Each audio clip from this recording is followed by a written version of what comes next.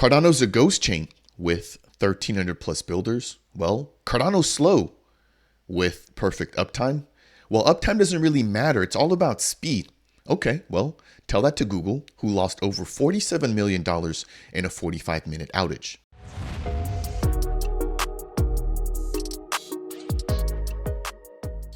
Ever wonder why Cardano gets so much negativity, so much FUD, and even hate sometimes thrown its way? Well, I have a very similar question. As a part of today's video, I want to take a moment though to highlight 3 narratives which I see across my own YouTube page, but as well as on crypto Twitter coming at Cardano. So as always, if you enjoyed content like this, please make sure to leave a comment down below. Let me know what your thoughts are. Do you agree or do you disagree? Now, I want to state this up front that there are multiple narratives going against Cardano. These are just the most prominent that I've seen here in my particular ecosystem or in my little bubble. So if you have other narratives that you hear about, that you want me to talk about, or that you just have an opinion about, then make sure to go ahead and leave a comment down below. The first narrative, which I want to tackle, is the fact that Cardano is a ghost chain. I've highlighted this before, and I highlight this in every single Friday update when it comes to my Cardano Scoop news segments. And that's the fact that we have over 1,300 builders on the ecosystem. To be fair, a lot of the 1,300 builders are within the NFT space, which does require a little bit less of a barrier for entry. You don't necessarily have to have the same amount of experience or even the same amount of funds in order to kick off an NFT project. Now, that doesn't mean that we don't have solid protocols which have already contributed and are looking to upgrade as they mature in the Cardano ecosystem. So let's take a moment here, just quickly highlight a few of them. Number one is Indigo, right? Synthetics protocol here in Cardano. And they right now hold the majority or the most TVL here in the Cardano ecosystem. They were also one of the first to break over 100 million in TVL here on Cardano. Now, they launched about a year and maybe 4 months ago from the time that I'm shooting this video. And in that amount of time, again, they've been able to become one of the top leading protocols in this space. Now, it's not just that. As I mentioned earlier, projects are beginning to mature. We're starting to see Indigo now branch out and adopt V2, which continues to keep them decentralized, but brings in a host of new mechanisms to make sure that assets are pegged correctly, but then to also incentivize even more minting of their assets. That's just one project. Number two, we have a project, for example, like Axo. They just came out with their first class trading platform. They've since announced that they'll be bringing on a betting platform or ways to take bets. They're also going to be bringing on board lending and borrowing. And then they've also highlighted some additional features as well, which will be coming to the trading platform. So not only are they one of the few protocols to figure out and utilize UTXO the right way, they're one of the first protocols that also allows for multiple types of actions to be taken all in one place. Next, I want to highlight Butane. Butane just got done raising over $5 million in the span of, I believe, just 1 hour. This is a synthetics protocol very similar to Indigo. And again, they're going to be, I think personally, at the forefront of this space, gathering a lot of liquidity. Now, let's jump into maybe some of the DEXs as well, right? Because it's a whole nother sector or a whole nother niche to take a look at. In that particular sector, we have, for example, something like MintSwap. They're number 2 in terms of TVL here in the ecosystem. If you take a look at them, they were number 1 for a very, very long time. They came out, I want to say, early 2022, and they've really done a great job to develop. Again, this was right when Plutus V1 had come out with those smart contracts. Now we're expecting V2 to come out, which will coincidentally, I believe, be taking and leveraging Plutus V2 as well. And now that we also have Plutus V3, we may see some of those features being included in some of those protocols. Last but definitely not least, in the lending and borrowing space, we have LendFi. They just upgraded to V2 as well. Again, really sort of reiterating the fact that a lot of these projects here are number 1 building, but the number 2 maturing if they've been here long enough. So that was just the first point I wanted to make there when people just say, hey, Cardano's a ghost chain. I typically take them over to Cardano Scan and also take them to Cardano Cube, which has the entire ecosystem map, really highlighting all the builders in this wonderful space. The second sort of FUD that Cardano gets is the fact that it has developed at a much slower pace.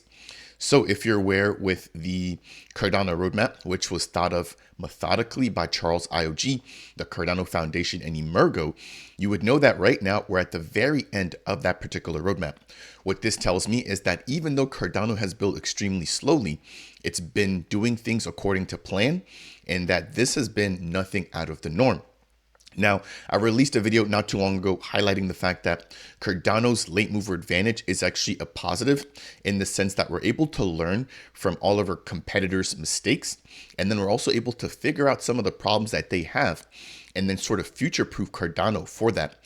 Now, that doesn't mean that Cardano doesn't have any issues of its own.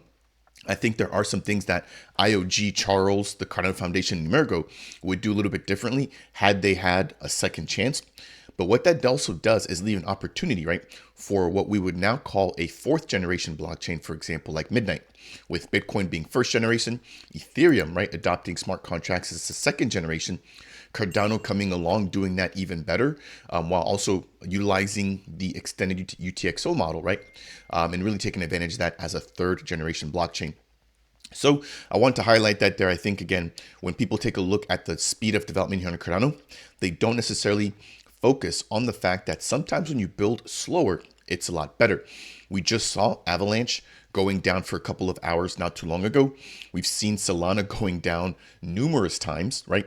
Already in 2024 and more times back in 2023, specifically back in January of 2023, where that month they'd gone down over 10 to 15 times for periods of around 10 to 15 hours each time that they went down. Right now, Cardano has been on the mainnet for over 2,300 days, never having gone down a single time. We had a minor blip here where we had somewhat of a scare where some of the nodes got desynchronized, but short of that, Cardano's had perfect uptime right next to Bitcoin. So keep that in mind as well. That stems from the slow and steady approach to identifying what makes a strong network, what makes it resilient, and what makes it secure. Now, not only has IOG done very thorough research to make sure that how they're implementing Cardano is the right way, they've also made sure to think and incorporate things that will make Cardano stable and reliable, again, really touching on the network outages that have just happened. Last but not least, they've also kept in mind sustainability and security. We've talked about how hacks on Cardano for the very longest had been a thing that just didn't really occur here. Over the course of the past couple of months, we have seen more and more scams, beginning to come out. But they're really preying on the fact that people may not necessarily be aware of how they're interacting or what they're signing to when making a transaction. But when we take a look at, for example, the broader bridging space, there hasn't been a hack when it comes to bridges stemming from the Cardano ecosystem outward. It's always been the opposite. Bridges being hacked on the ETH end, on the BNB end, or whatever other end is tied to Cardano or a Cardano layer 2, for example, like Milkamada. So security has been a huge piece here, and I would definitely think that that is something that other blockchains should think about moving forward. Now, one argument that a lot of people post to me in my comments is the fact that Cardano is slow, right, compared to other blockchains, but Cardano will be going through a scaling process. They also highlight that it's better to be fast than better to have security or perfect uptime. Now, what I say to that is think of somebody like Google, Amazon, etc. If their services go down for just a couple of hours, they lose millions, if not billions of dollars by the impact, right, that is had by them being down for just that short amount of time. If Cardano wants to be the global backbone to the world, right, providing banking infrastructure, digital identity infrastructure, and just all this blockchain technology, right, and enhancements that blockchain technology brings to the space, we have to make sure that we're reliable. So I would definitely say that I think it's better to be slower, but be more reliable, to where when we're dealing with some of these bigger entities, we can quickly explain to them, right, that Cardano hasn't gone down, that Cardano is secure, and that Cardano is also reliable. So that's touching, the second sort of FUD that Cardano gets. Last but not least, I want to talk about real world adoption. That's also another narrative that people like to tend to just kind of throw away, which is that nobody outside of Cardano is actually utilizing it. I'll give them that, yes. Cardano's numbers, when we take a look at on-chain activity, are a little bit lower than some of the other networks, for example, like Bitcoin or Ethereum. But keep in mind that right now Cardano is in its very early stages. As governance rolls out, and as we begin to get more of these projects, right, the 1,300 builders actually launching, I think that it will be inevitable that we're going to get more and more people actually jumping on chain. Cardano already has one of the biggest communities off chain. If you're on crypto Twitter, I don't think that needs any sort of explanation. And I think that will translate on chain very, very soon. So with respect to that, I think that the way that we're able to do that is by pushing forward, right? And really getting 3 projects out there into the ecosystem, which I want to highlight. Now, it's not to say that there aren't other projects that have a very similar impact, but a lot of projects building here in Cardano and just in crypto, a lot of them only focus on the existing Web3 space or on the community that is already sort of aware of what's going on in blockchain. What we're going to really need are going to be projects that are going to be impacting people that have no idea that whatever features or services that are being provided to them are actually running on blockchain. So the first project I want to highlight here will be Iagon. Decentralized storage being done here utilizing Cardano tech. This was a project that actually came from ETH after having been impacted by a bridge hack into Cardano after really beginning to understand the security features and the security benefits here on this chain. Since then, we've seen them launch, I believe, over 200 nodes in over 40 to 50 different countries worldwide, providing over a petabyte, or I believe it's 1,000 terabytes of data for storage. So this is something like a competitor to Google Cloud or Apple Cloud, where you're able to pay for a certain amount of storage, and you can then store any of your digital documents utilizing a decentralized and encrypted platform. So something like this can be used by anybody who doesn't know anything about crypto. Of course, you can send them to the Iagon link. They might have to open up a wallet, but the use case is very, very understandable. Next, number 2, I want to quickly highlight Book.io. I just sat down with their founder, or co-founder, I should say, Josh Stone, to talk a little bit about the problem that books have, especially when we take a look at universities, right? Where I was a college student at once and I had to go through the process of actually buying and trying to resell my textbooks. And a lot of times they became valueless or worthless after 1 or 2 semesters. With something like Book.io, not only are you able to be the sole owner of your actual books, because again, typically when you're reading or buying books on Kindle or Amazon, you're just buying the licensed version of that particular book. Whereas with Book.io, you have the ability to then actually own it, redistribute it, well, not redistribute it, but you have the ability to sell it, I should say, on a secondary marketplace as you see fit. In addition to that, you're able to keep the book online. So if there's ever some sort of mass exodus, you will always be able to have that particular digital file stored online, only available to you through their NFT library. Last but definitely not least, I want to quickly highlight World Mobile. If you are watching this video, probably 9 out of 10 times you're watching this from a mobile device. And this is one of the projects that I think will have a huge real world impact because of how valuable smartphones and internet connectivity, as well as the ability to just call our loved ones, is now become in this 21st century. So think of anybody, outside the United States, maybe, for example, just in a third world country who doesn't necessarily have quick and easy access to cellular data or connection to the internet. This is where World Mobile comes in. They're able to set them up, right? Provide them cheap data plans, allow for them to connect and earn while providing benefits to the World Mobile network.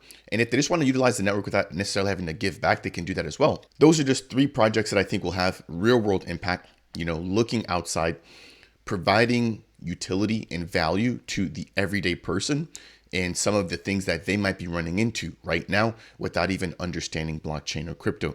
So that'll do it here for today's video. A nice little short rant. I wanted to quickly touch again on some of the narratives surrounding Cardano. As we have the bull market finally kicking off, I think it's just going to grow. There's going to be more people really beginning to become more tribalistic, depending on what kind of bags they hold. But when people try to tell you that Cardano is a ghost chain, do your own research. Take a look at some of the builders here. Take a look at the people that have already delivered and take a look at some of the up and coming projects. When people mention the development speed, talk about the reliability, talk about Cardano security, talk about Cardano staking, all these features that Cardano has been able to do, right, in somewhat of a novel way compared to other blockchains that try to hurry up and build and then fix issues in the future. Now, last but not least, I talked about real world adoption with 3 projects highlighting Iagon, World Mobile, and Book.io. And that'll do it here for today's video, breaking down some of the FUD that typically comes to Cardano. As always, I would appreciate you if you could smash that thumbs up if you found this particular conversation to be of any benefit whatsoever. If it's your first time stopping by and you want more content like this, consider subscribing. And last but not least, if you have any questions for me about anything I talked about, then make sure to go ahead and leave a comment down below. That said, and as always, I'll see you guys in the next video.